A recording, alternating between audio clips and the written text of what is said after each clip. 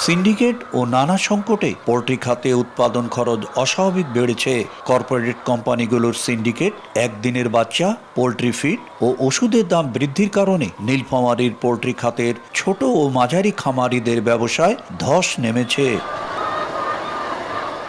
খামারগুলোতে মুরগির বাচ্চার সংখ্যা সামান্য, বন্ধ হয়ে তালাবন্ধ অবস্থায় পড়ে আছে শুধু অবকাঠামো। উৎপাদন খরচ বেড়ে যাওয়ায় নিরুৎসাহিত হচ্ছে খামারিরা। নীলফামারী পোল্ট্রি ব্যবসা একসময় সুনাম কুড়ালেও বর্তমানে এ খাতের বেহাল দশা। এখানে প্রায় 5 শতাধিক ছোট ও মাঝারি খামার ছিল, বর্তমানে এ সংখ্যা অর্ধেকের কম।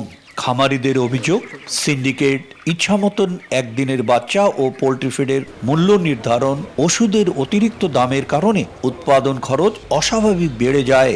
ফলে কর্পোরেট কোম্পানিগুলোর সঙ্গে অসম বাজার প্রতিযোগিতায় পড়তে হয় ছোট খামারিদের। বিক্রি করে খাদ্যের টাকাটা দিতেই যায়, অল্প কিছু থাকে, তার উপর আমরা নিজেই করি, একটু যে লেবার দিয়ে করলে হইতো না। কিছু কিছু সময় আছে যে নিজের টাকাটাও থাকে না।